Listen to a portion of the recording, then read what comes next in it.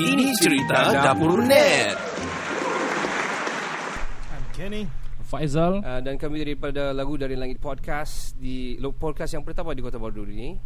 Dan hari ini kita ada special guest di kita punya so-called studio ni di Dapur Net ni. Kita ada orang kuat belia Kota Baru dulu. Orang kuat. The youngest ever candidate for, I think, for this PRN and the history of PRN. History of PRN. That's amazing. Welcome kita punya brother, Mr. Yilson Yangun. Betul? Ya, betul. Welcome. Alright. Thank you. Kita dapat tahu di berita kami as a youth punya anulah, kira macam kita sangat berbesar hati dan sangat proud lah to have yang actually seorang muda ni. Saya ada tengok juga actually semua yang ada di YouTube dan temurama-temurama, dan kita juga mau memahami sebenarnya apa pendirian Yilson dalam mengetengahkan suara-suara muda. So dengan itu kita test power. Saya tadi hantar DM, tiba-tiba dia reply, dia on, dan dia punya PA call, dan kita dapat very good feedback lah for our podcast lah. Untuk makluman semua yang ada di sini, termasuk Yilson sekali, podcast ni banyak orang dah tahu, cuma dia sudah main peranan penting kalau di sebelah barat. Podcast ni adalah radio yang berakam, yang kau boleh playback anytime kau mau, walaupun tiada line satu, dan kau boleh pilih segmen mana yang kau mau. So macam sekarang radio, kau dengar radio itu kau dengar, kau tidak boleh tukar. Kalau dia bajau, kalau dia segmen ini, segmen itu. So banyak nak tahu, ini adalah podcast lah. So dia boleh dengar di aplikasi-aplikasi di seluruh dunia. Dan kita ada second terbesar pendengar kita adalah Amerika sekarang ni. Ada 36%, terbanyak di Malaysia lah 50 something, 36 lebih peratus pendengar daripada US. Kita ada daripada Japan and I think France a few. France as well. Dan dorang ini adalah orang-orang Kota Marudu yang menetap di luar. Yang mau tahu tentang apa yang berlaku di Kota Marudu lah. Okay, Yilson, boleh mungkin perkenalkan diri serba sedikit lah, sebab mungkin banyak yang siapa Yilson ni kan. Boleh teruskan. Okay, jadi sebelum saya mula, terima kasih kepada tim Lagu Dari Langit. Yes. Okay, sebab menjemput saya malam ini. So nama saya Yilson Yangun. Saya memang anak jati lah di Dun Tandik, sebagai calon paling muda dalam sejarah pilihan raya negeri Sabah. Berasal dari Kampung Merak Parak, di sebelah bukit. Dan saya rasa saya orang kedua dari Merak Parak, dan orang kedua dari Merak Parak yang pernah calon di Dun Tandik ini sejak 30-40 tahun lepas. Hebat. Alright. Jadi saya baru berumur 23 tahun. Young man.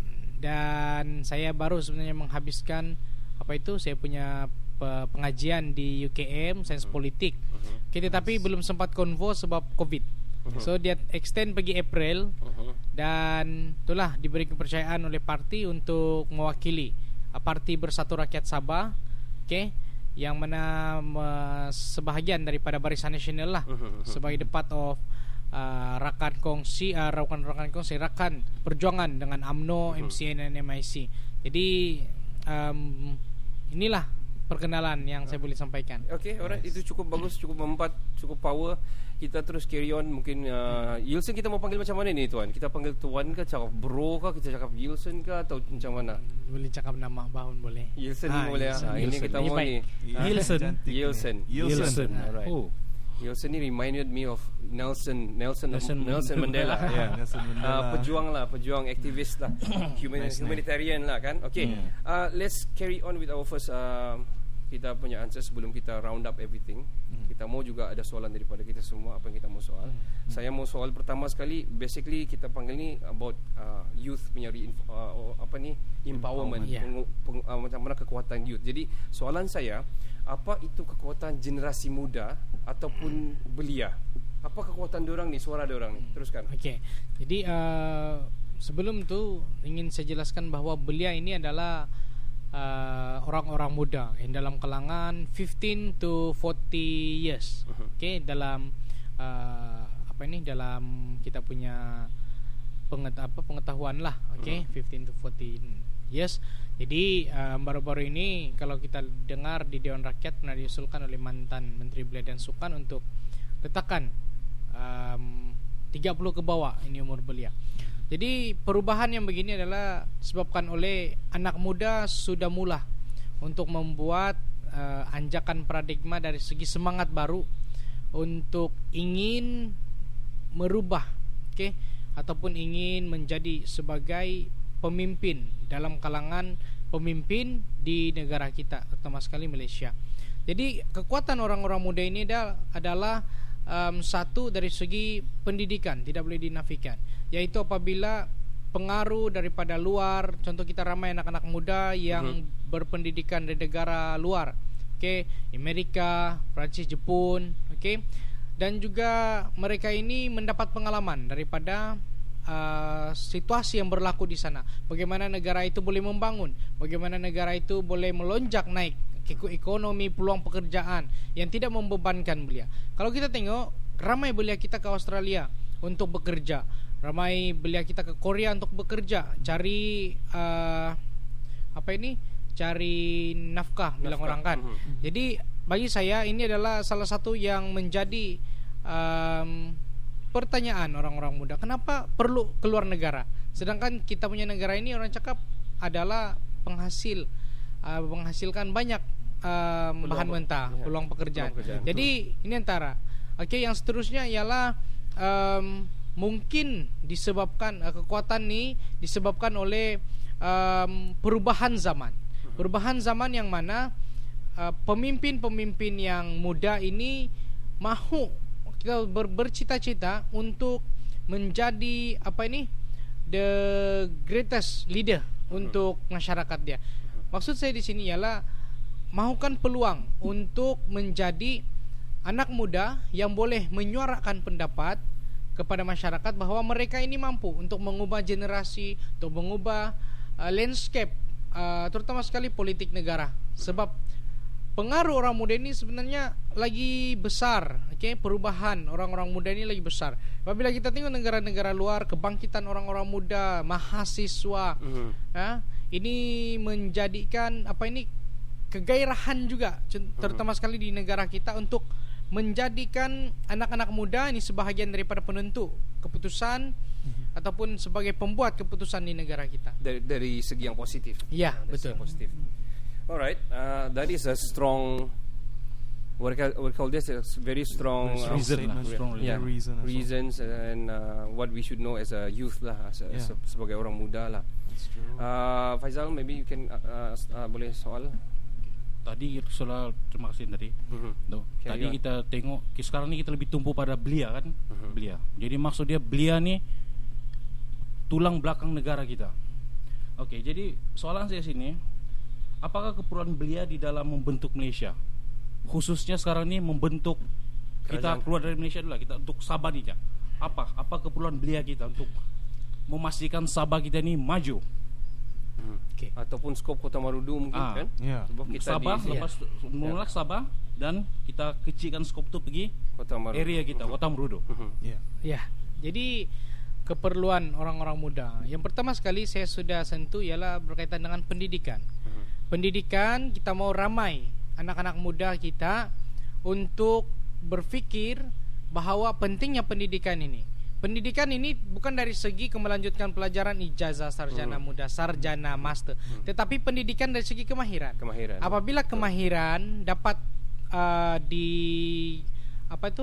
dibuat juga oleh para belia, maka di kawasan kita ini tidak mustahil satu hari nanti sebagai pusat kemahiran yang besar. Jadi inilah antara yang memberikan keistimewaan kepada daerah kita, pendidikan. Itu pendidikan secara formal, informal. Yang kedua ialah perubahan sikap. Perubahan sikap maksud saya di sini ialah bagaimana belia itu sendiri dapat memikirkan sesuatu untuk membangunkan dia punya kawasan, dia punya area. Seperti saya seorang yang mempunyai aspirasi untuk mengubah daerah saya. Saya melihat bahwa daerah saya antara yang termiskin di Malaysia, antara yang tercorot dalam perihal KDNK keseluruhan negara. Jadi ini yang membuatkan saya berfikir bagaimana untuk kita mengubah nasib kita. Jadi kalau bukan orang muda, siapa lagi? Jadi perubahan sikap itu lebih matang. Orang muda kena cabar diri, orang muda kena cari peluang untuk mengubah. Jadi untuk mengubah, kita kena ada kestabilan politik. Jadi kena ada juga pengetahuan tentang politik. So ini adalah antara yang menjadi kegusaran disebabkan orang-orang muda mungkin tidak berminat dengan ramai yang tidak berminat dengan politik. So perubahan sikap yaitu perubahan minda itu biarlah berpolitik secara matang. Jadi ini adalah antara yang menjadi yang menjadi keperluan belia-belia kita yang pada masa kini lah yang saya lihat, yaitu antara pendidikan dan juga perubahan sikap dalam diri belia masing-masing. Betul, mindset. Actually we spoke about this last week about politik, pentingnya politik. Kadang-kadang kan like us, orang-orang muda ni, mereka tidak berminat politik because they leceh, it's nothing to do with them kan. Tapi sebenarnya macam saya orang seni. Jadi dan orang sukan. Jadi bila saya drive dan gelap, itu serba sedikit macam menyukarkan kan. Dalam corner tiada lampu. Lepas tu dia lubang. Bila sini sukan mau pakai kompleks terpaksa bikin. So dalam masa yang sama sebenarnya kita perlu memahami politik because itu di situlah rangkuman dia yang mana bila kita faham sebenarnya kenapa tiada lampu, kenapa itu jalan raya begini berlubang, kenapa itu dengan development. Development. So it somehow orang belia ni, kita yang pendengar-pendengar kita, we have to tukarlah mindset tu, mesti mau libatkan pemikiran yang orang bilang politik inilah gitu. Kenny, you got questions? So as a whole kan daripada semua yang saya dengar tu, apa cabaran dia terutamanya berhadapan dengan orang yang lebih berpengalaman, yang lebih veteran? Yes. Banyak juga yang sudah lama berpolitik kan, yang memang ada yang kecoh ni. Memang nih kan. Okey, sebenarnya kena faham konteks politik itu apa. Politik is about pembuatan keputusan. Kita membuat keputusan yang bagi kita itu adalah baik. Politik is not about party. Bila kau main bola sepak pun kau ada politik. Kau buat keputusan. Okey? Kau mau pilih mana ini? Kadang kemarin di MU, hari ini di Chelsea. Ada ini politik. Dia bukan sebab party. Kan? So, ini adalah antara yang menjadi orang cakap politik ni kotor. Tidak, itu pun antara politik. Jadi bila bercakap tentang politik dan juga orang veteran, bagi saya orang veteran pun bermula daripada bawah. Jadi bila bermula daripada bawah, cabaran yang besar yang kita hadapi ialah pengaruh di orang itu sudah ada. Okay? Sudah bertapak. Okay? Tetapi kita kena ingat, orang-orang muda kita ini juga semakin hari semakin ramai. Jadi kita sebagai orang muda kena ambil kesempatan ini untuk melibatkan diri dalam politik supaya orang ingat, orang tahu bahwa orang muda ini ada peluang untuk menjamin masa depan, terutama orang-orang muda. Okay, saya tidak mau sentuh pasal kepimpinan orang veteran dan orang muda, tetapi yang jelas di sini ialah bagaimana kita melihat aspirasi orang-orang muda. Saya pernah dengar, Om Mulok polok, dia bilang, dia masih muda lagi tu, dia tidak pengalaman. Okay, jadi saya bagi tahu, tua atau muda, saya cakap yang penting ialah aspirasi. Bagaimana dia mau bagi tahu apa yang dia mahukan. So kalau tua pun, kalau veteran pun, tetapi tidak ada perubahan yang dia ingin buat, ditakuk yang lama, masih lagi pemikiran yang dulu-dulu, orang cakap tidak juga kita akan berkembang. Betul. So saya cabar diri saya terima cabaran orang yang suruh saya pergi bertanding, untuk saya terima cabaran supaya saya mau kasih tahu para belia bahawa belia ini mampu, belia ini boleh. Kita tidak boleh terpengaruh dengan orang-orang besar, orang cakap warlot nih. Orang betul. Tidak boleh terpengaruh dengan ini. So itu saya cakap. Saya contoh macam saya sekarang 6 penjuru. Saya adalah antara yang B40 dan muda. Okay, lawan dengan warlot. So ini bagi saya macam ada menarik lah. Cabaran lah. Ini adalah antara cabaran yang paling besar. Tapi bagi saya menarik sebab kita ingin lihat bagaimana orang muda ini menyokong perjuangan orang muda. Betul. Okay. Saya punya soalan, saya rasa ni yang next ni sudah tercover tadi. Mungkin terus boleh straight sama Faizal because apabila perlu ada tadi sudah di cover oleh, sudah cover just now. Tapi Faizal punya boleh carry on with number 5. Okay, tadi soalan saya ada Tuan Nielsen sebut tadi, belia perlu berpolitik secara matang. Sama saat tadi mungkin saya silap dengar, kebanyakan belia di Kota Merudu ni, kita khusus Kota Merudu kan, macam tidak minat berpolitik kan. Kalau pandangan saya secara random, saya tengok beliau suka berpolitik, cuma dia berpolitik di kedai kopi. Betul. Jadi sekarang Cerita kedai kopi. Sekarang nih apa beliau perlu ada kriteria yang perlu ada pada seorang beliau itu untuk dia berpolitik secara matang, dan di mana tempat dia suarakan pendapat dia, keinginan beliau itu sendiri. Sebab bila apa yang dong mau suara bercerita secara dengan kawan-kawan face to face. Itu. Ini Jadi sudah. suara tuh kesana kesini Pendam. Dari bound situ saja. Jadi sana di mana saja. Where? dia perlu salurkan dan apa Apa yang dong kriteria perlu dong buat? perlu untuk Betul. berpolitik secara matang. Alright. Bila bercakap tentang politik kedai kopi ini, kita pun pernah dulu berpolitik kedai kopi. Oke, kenapa nih genre kita begini? Kenapa kita tidak kompleks dengan kawan-kawan saja kan di kedai kopi? So, untuk tahap yang sekarang ini ialah keperluan seperti yang saya beritahu tadi, pendidikan dan juga mindset to kenapa. So hari ini bila bercerita tentang ingin membangunkan kawasan kita kena bermula dengan pendekatan, yaitu kita ingin terlibat dalam berpersatuan.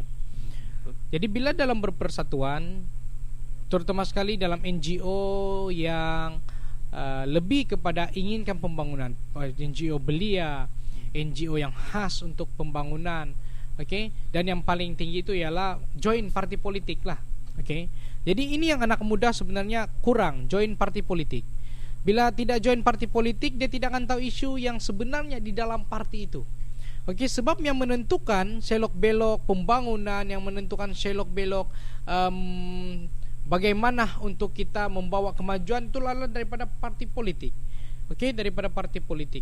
Itulah sebabnya sekarang ini NGO boleh, tetapi NGO yang kita buat ini kadang untuk kita ramai-ramai saja, untuk kita siok-siok sendiri, untuk ahli, dan kurang kita suarakan tentang pembangunan. So, yang paling penting sekarang ini adalah keperluan belia untuk terlibat dalam parti politik, terlibat dalam kepimpinan parti.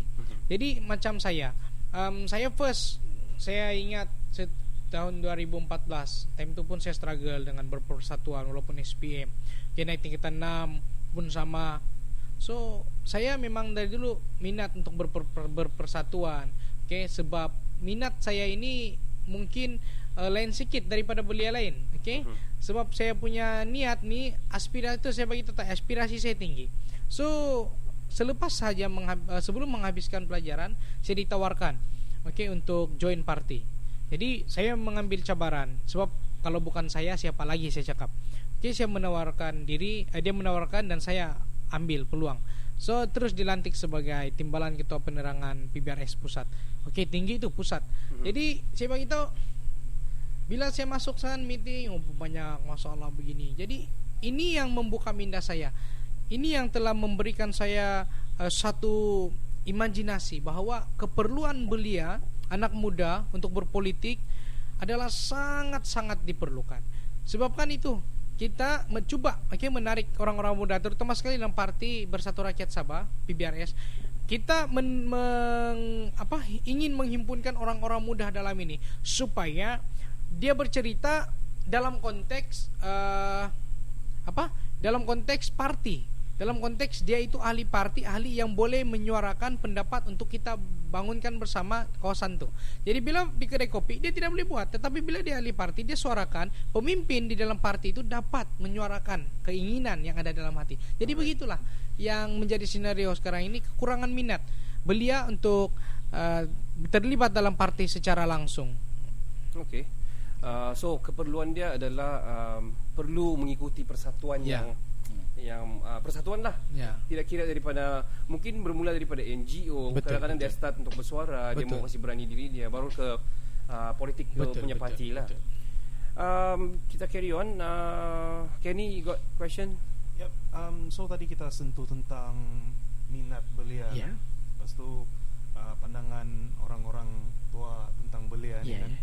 Jadi soalan saya lah, adakah generasi dahulu tidak memainkan peranan dalam membentuk generasi atau Malaysia yang lebih baik sehingga kita belia ni perlu bersuara?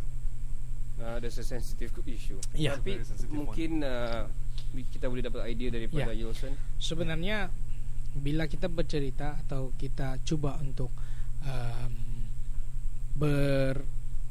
melihat kepada apa yang dibawa oleh ibu bapak, contoh orang tua sebelum-sebelum. Bagi saya ini bukanlah suatu isu yang besar.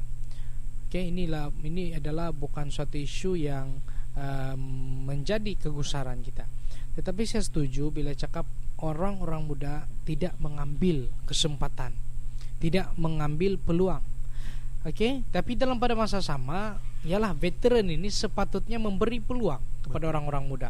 Jadi inilah masanya kita menunjukkan bahwa orang-orang muda ini mampu untuk memimpin, mampu untuk menjalankan amanah dia. Saya bersetuju jika kita kata, bila kita cakap yang orang muda ini takut, dia bukan tidak diberi peluang. Contoh macam ibu bapak saya, kan? Ibu bapak saya bila saya bagi tahu dia saya mau calon, dia pun dia blur. Dia terkejut, macam dia bilang macam mau pingsan. Macam percaya tidak percaya. Betul. Macam saya mau pingsan, dia bilang kan. Lepas tu dia tanya lagi, kau boleh kayak ini? Boleh, saya terima cabaran. Dari mana duit tu semua? Dia tanya. Betul lah, kita kurangan B40. Dari mana duit semua ini? Kita percaya saja. Saya berdapati percaya kepada jadi saya coba menawarkan diri juga. Saya coba cabar diri saya. Jadi ini adalah antara yang menjadi saya rasa aura ini akan membawa generasi-generasi kita untuk coba bangun. Kenapa baru 23 tahun? Saya 25 masih lagi begini, ada sedang 23 begini kan. Jadi inilah masanya. Inilah masanya. Sebab sekarang bukan apa, orang-orang muda ini kalau di luar negara kita tahu adalah pemimpin. Kau tengok di orang muda jadi perdana menteri. Canada, kan? Trudeau, kan? Boleh jadi perdana menteri, kan? Orang-orang muda boleh jadi presiden. Jadi inilah antara yang sebenarnya perlu kita bawa di dalam ini. Tetapi mungkinlah saya tambah, kita bukan tidak dididik berkaitan dengan itu, tetapi mungkin kekurangan peranan, peranan masyarakat untuk menyedarkan orang-orang muda ataupun menyedarkan ibu bapak sendiri tentang keperluan orang muda terlibat dalam politik. Itulah yang menjadi masalah kekangan. Dia bukan salah orang tua, tetapi kesadaran itu tidak timbul. Sebab mungkin kekangan, keuangan kita tiada ini, kenapa begini. Kita biarlah kasih dorang banyak duit, nanti kau kalah. Contoh itu adalah implementasi dalam pemikiran. Tetapi itulah cakap belum tahu, sebelum belum coba. Sebelum kita kalah, sebelum kita mengaku kalah, bagus kita try dulu cakap. Kita lawan dulu. Iya. Jadi ini antara yang menjadi pengangkat aura semangat kita di sini. So basically veteran ni selain daripada diorang sebenarnya membentuk dan juga mengajar, betul. Cuma kita kena percaya yang ada yang veteran sudah naik. Diorang nak mau ni orang muda. Ada, mesti ada confirm di mana-mana lah. Janganlah dia budak lagi macam tadi anu cakap lah. Tapi itulah kebiasaan kita di sini yang kita dapat lihat Yilson, dan kita tengok macam mana Yilson bawa ini belia kan ke atas macam mana. Well, kita ada satu lagi question, ada dua sebenarnya lagi. Yilson, what will you do or create untuk Kota Marudu sekiranya diberikan peluang menjadi wakil rakyat Kota Marudu di pentas yang lebih tinggi? Apa kamu cakap? Propaganda ni sangat penting, especially to our followers and listeners. Betul. Yang pertama sekali, kalau orang tanya saya, ialah saya ingin melihat perubahan kepimpinan, struktur kepimpinan di peringkat kampung dulu, di peringkat bawah. Sebab apa? Di peringkat bawah ini akan menentukan bagaimana kita punya pembangunan di kawasan. Kalau peringkat bawah kita pun pincang, bermasalah, di peringkat atas apa lagi? Jadi orang-orang muda kena berperanan di peringkat bawah ini dulu, dari bawah. Maksudnya kampung-kampung JKK, ketua kampung, kita kena set betul-betul yang ini nih. Sebab inilah sebenarnya permulaan untuk kita mengangkat daerah kita. Yang kedua ialah berkaitan dengan pembangunan. Inilah pembangunan. Bila saya lihat masuk kampung, sebenarnya pembangunan infrastruktur kita sangatlah menyedihkan. Betul. Bila tengok saya punya 5 tekad untuk Duntandik. Saya sudah ada 5 tekad. So itu adalah untuk keperluan saya. Perhubungan, jalan raya, air, listrik. Saya sentiasa dengar masalah dari dulu.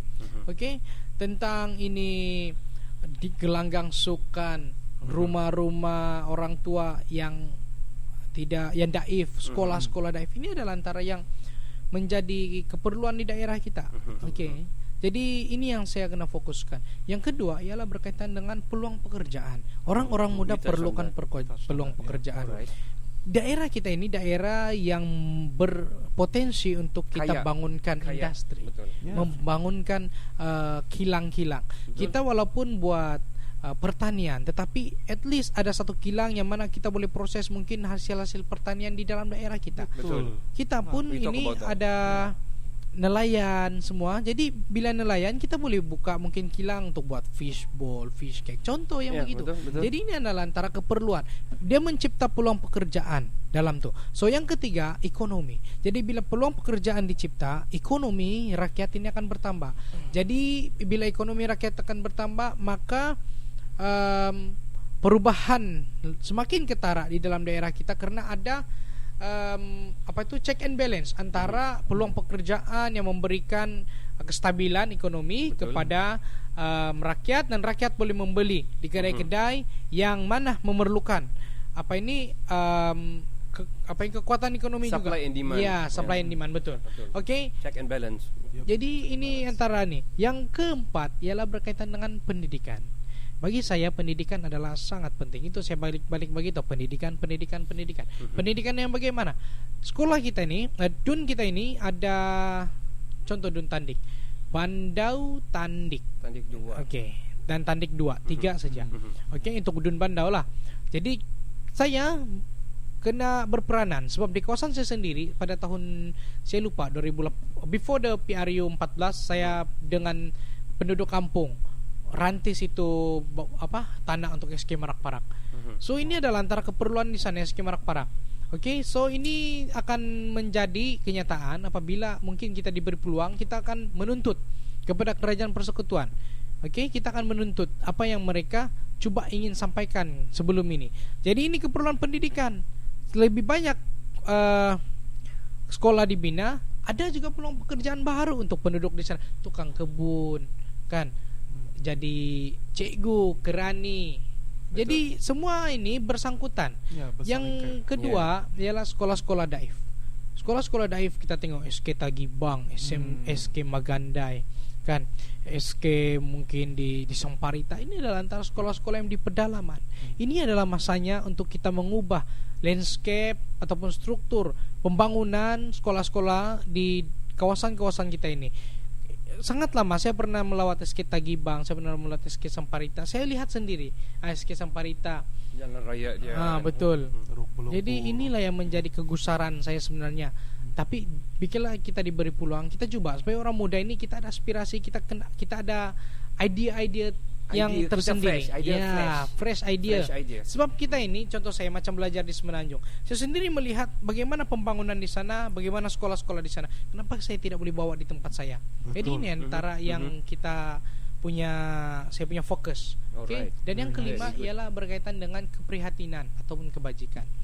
Ini fokus kepada veteran, orang-orang tua, OKU, warga emas, ibu tunggal, dan juga B40. Jadi bagi saya, kita kena meraihkan mereka. Kita kena menjamin bahawa kita sebagai wakil rakyat kena prihatin dengan mereka.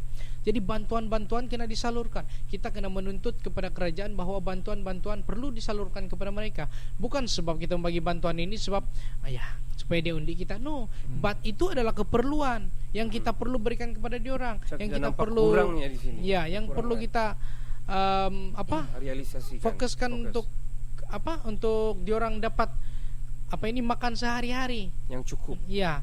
Jadi ini keperluan. Basic needs. Kebajikan lagi, contoh keprihatinan kita mungkin dalam pembangunan. Bagi saya pembangunan ini kita punya kita punya struktur keagamaan. Gereja, surau, tokong. Ini kenapa saya letakkan di bahagian kebajikan? Kerana inilah sebenarnya yang menjadi antara keperluan di kawasan kita.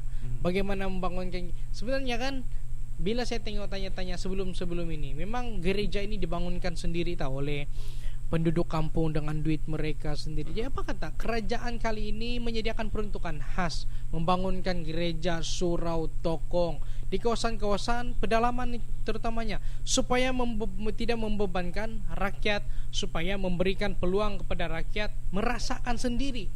Kerajaan punya keprihatinan dan apa sebenarnya sumber kita di Sabah ini dirasakan semualah oleh penduduk tempatnya. Jadi ini adalah antara keprihatinan yang mungkin yang akan saya fokuskan apabila saya diberi mandat. Sebab inilah keperluan sebenarnya. Ini bukan main-main. Kita melihat sendiri dan apa orang cakap, inilah reality. Betul, reality. Jadi bila kita melihat, jangan kita janji yang besar-besar, jangan kita letakkan yang besar-besar, kalau yang kecil pun kita tidak boleh fokuskan dan selesaikan.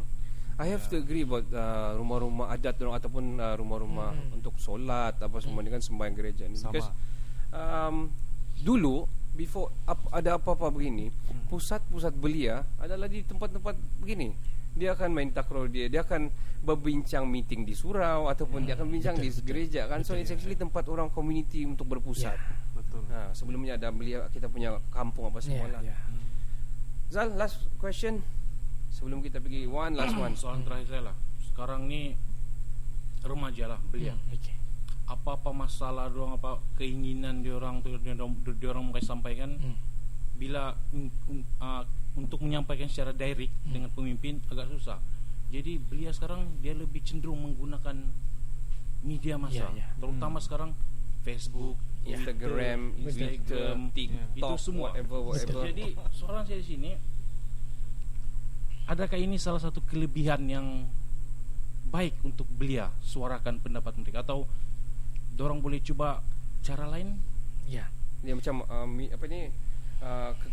kelebihan yang belia perlu untuk perlu grab yang adanya media massa ni. Saya faham. Okey, sekarang ini itulah keperluan belia ialah untuk bersuara. Tetapi bersuara bagaimana? Jenis saya tidak mau kita fokuskan di media sosial. Boleh bersuara di media sosial, tetapi jika lebih baik ialah pemimpin-pemimpin mengadakan program town hall dengan belia. Jadi pemimpin itu sendiri mendengar permasalahan Face to face. Ya, face to face. So belia ini adalah peluang untuk belia terkedepan. Karena bila dia bersuara, pemimpin itu akan okey, dia punya suara, kita mendengar betul. Okey, bila dia suarakan begini-begini, okey, kalaulah dia minta pandangan terus direct, penghargaan kepada belia. Sebab betul. Pemimpin mendengar. Jadi itu antara yang sepatutnya dilakukan oleh setiap pemimpin, bukan di dalam media sosial saja. Betul, ada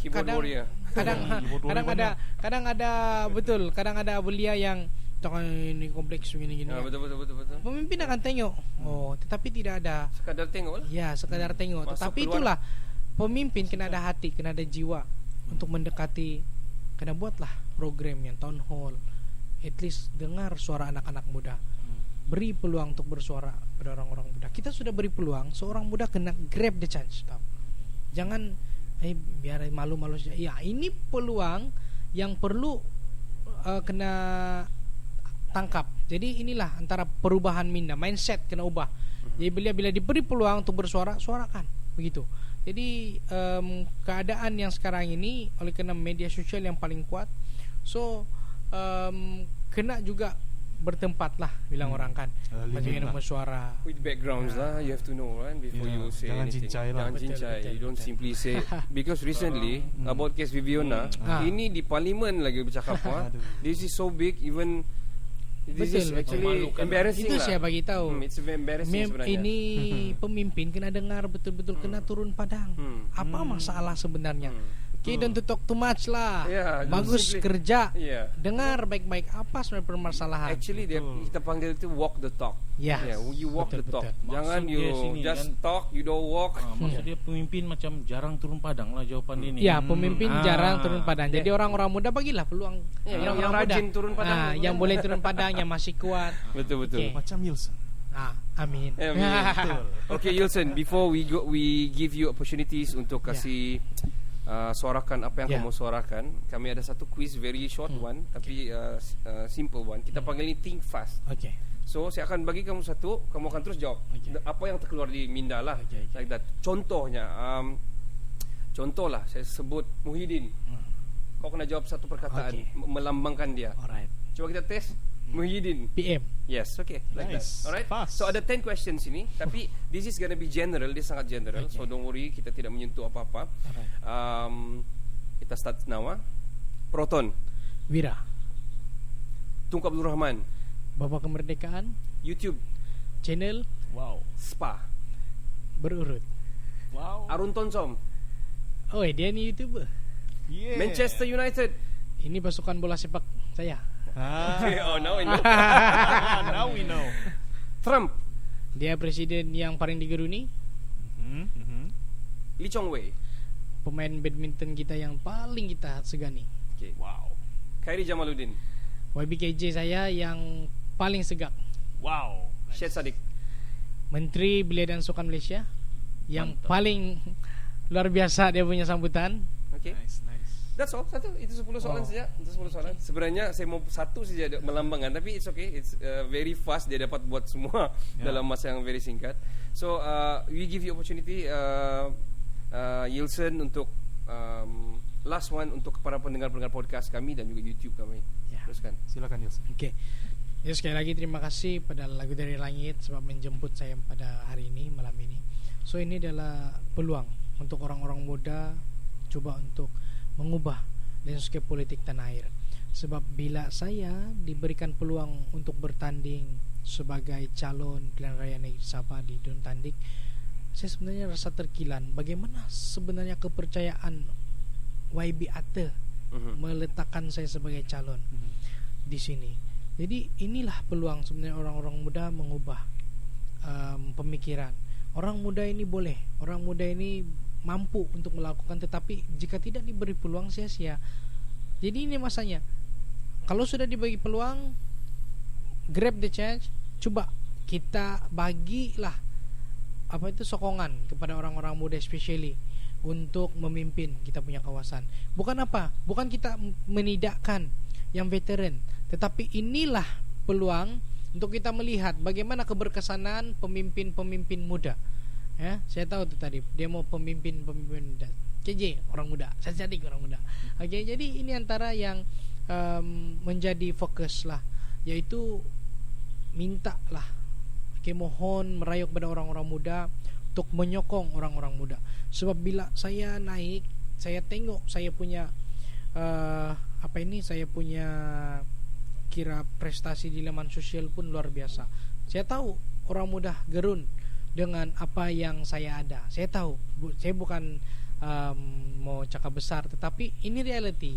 Dan juga saya cabar orang-orang muda di luar sana untuk ambil peluang, untuk cabar diri supaya kita dapat melibatkan diri secara langsung dalam pembuatan keputusan untuk perubahan yang lagi besar untuk daerah, negeri dan negara kita. Inilah yang kita perlukan. Okey, sekali lagi kita bukan menidakkan orang-orang tua, tetapi kita ingin beri peluang kepada orang muda, idea yang fresh. Ya, dia punya kekuatan itu masih ada untuk memimpin dan melaksanakan tugas dan tanggungjawab yang penuh penuh semangat lah. That's all. Okay, alright. Mantap. I give you last word untuk bagi mungkin katakan semangat kepada Yilson. For me, saya sendiri, I want to wish you good luck. Thank you. Me, personally, very proud of you because I know I watch him grow up actually. Daripada dia dulu, dia memang leadership dia sudah nampak dari dulu lagi.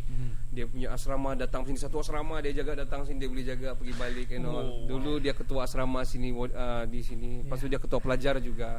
So dari dulu saya sudah nampak sebenarnya. So saya personally I'm very proud and memang kita as a belia kan, kita we need new fresh ideas. Bukan bilang veteran tu tidak idea sudah, tapi macam Yilson pernah cakap, orang muda ni dia sangat laju, very fast, and mungkin juga rajin jugalah kan, berbanding kepada mungkin lebih rajin sedikit. So kita berikan peluang dan kita sabar diri kita lah. Betul. So good luck to you, Yilson. Yeah, You want to say anything to Yilson? From me personally, all All the best to you. Thank you. And I'm actually very proud of what you're doing. Sebab kau jadi ketua suara bagi Belia. And all the best to you. Good luck. Thank you. Zal? Saya pula buat pengetahuan Tuan Yilson. Ya. Saya salah seorang bakal pengundi lah di N7 Tanding. Mula-mula bila saya tengok sejak 2-3 tahun sebenarnya saya follow kita punya corak politik khususnya Kota Merudu. Bila saya tengok calon yang keluar, saya terkejut sebenarnya. Siapa Yilson ni? Saya tidak kenal sebenarnya. Siapa nih? Lepas tu saya pun tengok cek halaman sosial terutama Facebook, banyak keluar. Oh dia. Saya tengok dia kerja di mana nih? Tengok rupanya baru habis belajar. Lepas tu sebelum tu saya belum tengok lagi umur. Sebenarnya saya target maybe umur 28. Terus saya 23. So young. Jadi saya terkejut. Jadi pun sebenarnya masih lagi tidak tiba-tiba datang podcast kita. Lepas tu tarik hari ini podcast kami member bagi tahu ini. Jadi saya teruja. Jadi bila sampai sekarang saya tengok cara Tuan Yilson bercakap, fakta yang Tuan Yilson keluarkan, bukan maybe 100% undi saya pergi. Thank you. Undi sudah. Thank you. Alright Yilson, itu sejak sampai sini saya mungkin Yilson pun mau ada ke mana-mana sudah selepas ni kami ucapkan orang bilang buat yang terbaik, suarakan suara kami ni, suara-suara Belia yang ada ni. Sebenarnya apa yang Yilson cakap tadi kan, kami sudah bercerita di podcast kami sebelum ini sebab kami banyak sentuh apa-apa yang berlaku di Kota Marudu. Kami mau suarakan melalui podcast kami. So inilah podcast yang pertama di Kota Marudu. Actually top 5 di Sabah sebenarnya di podcast. So yang lain tu semua radio station, memanglah dorang boleh buat, dorang kaya kan. Kita bukan radio station, but then we still can manage to do this. So good luck once again Yilson. We wish you all the best. Thank you juga untuk malam ini. Ini cerita Dapur Net.